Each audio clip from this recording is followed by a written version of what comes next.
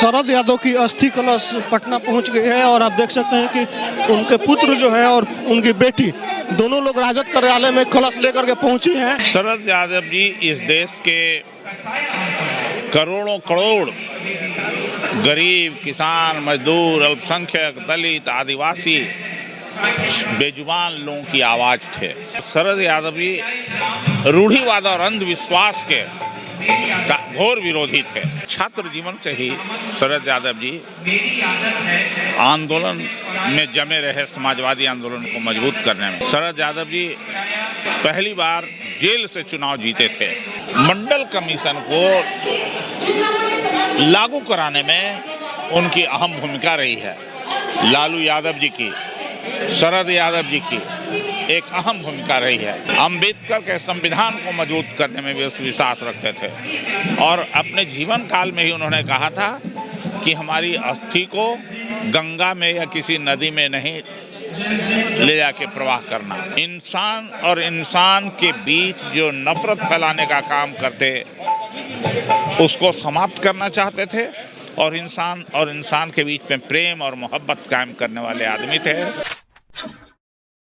मंडल मसीहा शरद यादव का अस्थि कलश आज राजद कार्यालय लाया गया है और श्रद्धांजलि यहाँ पर सभी समाजवादी नेता, राजद के नेता दे रहे हैं। आप देख सकते हैं कि यहाँ पे नेताओं की कतार लगी है, सभी समाजवादी नेता बैठे हुए हैं और शरद यादव को श्रद्धांजलि दे रहे हैं। उदय नारायण चौधरी जी हैं, 10 साल स्पीकर रहे हैं बिहार विधानसभा में। सर, आज शरद यादव जी का अस्थि कलश लाया गया यहाँ पे, क्या कुछ खास होता है? शरद यादव जी इस देश के करोड़ों करोड़ गरीब, किसान, मजदूर, अल्पसंख्यक, दलित, आदिवासी, बेजुबान लोगों की आवाज थे, लाचार लोगों की आवाज थे और हमेशा जुल्म, शोषण, अन्याय के खिलाफ आवाज उठाते थे। शरद यादव जी समाजवाद के बड़े नेता थे। देश में समाजवादी विचारधारा को मजबूत करने वाले बड़े नेता थे और प्रारंभ के जीवन से ही, छात्र जीवन से ही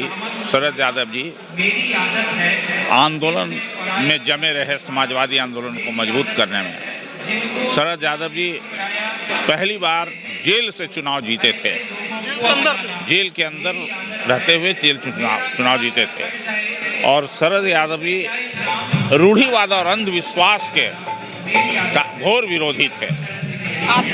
अभी शरद यादव जी कभी भी मंदिर और मस्जिद में कहीं धार्मिक स्थल पर नहीं गए। शरद यादव जी अम्बेडकर के संविधान को मजबूत करने में भी विश्वास रखते थे और अपने जीवन काल में ही उन्होंने कहा था कि हमारी अस्थि को गंगा में या किसी नदी में नहीं ले जाके प्रवाह करना। तो इसीलिए उनके जो अस्थि हैं वो समाधि बना के उसी में डाला जाएगा। ये मधेपुरा में, मधेपुरा से उनका बहुत ही आंतरिक लगाव था। मधेपुरा के लोग उनको बहुत पसंद करते थे। मधेपुरा उनकी कर्मभूमि की एक कर्मभूमि के रूप में भी रही है, इसलिए मधेपुरा आज यहाँ से उनके अस्थि को ले जाया जाए। शरद यादव जी के बारे में जितना भी हम कहेंगे वो थोड़ा होगा।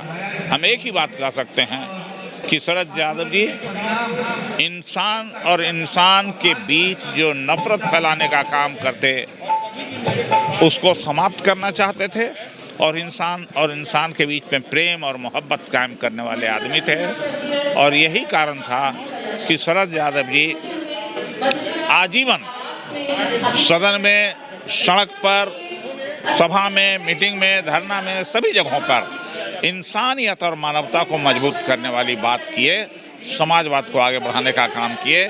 आज उसी रास्ते को राष्ट्रीय जनता दल तेजस्वी प्रसाद यादव जी आगे बढ़ाने का काम कर रहे हैं। लालू जी के सलाह सहयोग से आगे बढ़ रहा है और इसीलिए आज उनकी अस्थि को अपने कार्यालय में भी, राष्ट्रीय जनता दल के कार्यालय में लाया गया है और यहाँ से एक यात्रा, अस्थि कलश यात्रा के रूप में मधेपुरा तक ले जाया जाएगा। हम सब लोग मर्माहत हैं, उनके चरणों में श्रद्धा सुमन अर्पित करने के लिए आए हैं। मंडल मसीहा कहे जाते थे तो क्या अब आने वाले समय में मंडल का जो राजनीति है तेज होगा, उस राजनीति को आगे बढ़ाने के लिए आप लोग काम करेंगे? मंडल कमीशन को मैंने पहले आपसे कहा कि बेजुबानों के जुबान थे, गरीब कमजोर लोगों की आवाज़ थे। मंडल कमीशन को लागू कराने में उनकी अहम भूमिका रही है। लालू यादव जी की, शरद यादव जी की एक अहम भूमिका रही है और हमेशा वो, मैंने जैसे पहले आपको कहा कि बेजुबान और कमज़ोर लोगों की आवाज़ को उठाते थे, इंसान और इंसान के बीच में प्रेम और मोहब्बत कायम करना चाहते थे। इसलिए वो किसी दूसरे ग्रंथ को सम्मान न देते हुए भारत के संविधान को सबसे ज़्यादा पवित्र ग्रंथ के रूप में मानते थे। हम सब लोग उनके प्रति नतमस्तक हैं। तो मंडल में सिया शरद यादव पखंडवाद, अंधविश्वास में भरोसा नहीं रखते थे। इनका मानना था कि हमारी अस्थि धरती में जाएगी और हम जब मर जाए, जब हमारा निधन हो जाए, तो हमारी अस्थि को गंगा में विसर्जित नहीं करके जमीन में दफन कर दीजिएगा। और उसी के लिए ये कलश यात्रा आज यहाँ पहुँचा है और इनकी कलश को ले जा करके इनके घर पर, इनके आवास पर दफन किया जाएगा और वहीं से शरद यादव का एक संदेश पूरे देश को जाएगा कि शरद यादव क्या सोचते थे और क्या उनका विचार था। हालांकि मंडल मसीहा भी कहे जाते हैं। मंडल आयोग को लागू कराने में अहम योगदान इनका रहा, लालू यादव का रहा, रामविलास पासवान का रहा। इन तमाम लोगों ने मिल करके उन लोगों को जुबान दिया जिनको लंबे समय से पीछे रखा गया, आगे बढ़ने नहीं दिया गया, स्कूलों में जगह नहीं दी गई, तमाम तरीके से दबाने की कोशिश की गई थी, न्यायपालिका में जगह नहीं दी गई। लेकिन मंडल आयोग को लागू करा करके 27% आरक्षण देने के काम इन लोगों ने किया था। इनकी पूरी एक टीम थी, इनके साथी लोग थे। ये तो चले गए, लेकिन इनका विचार है, उस विचार को आगे बढ़ाने के लिए लगातार जो भी इनके साथी थे वो काम करेंगे।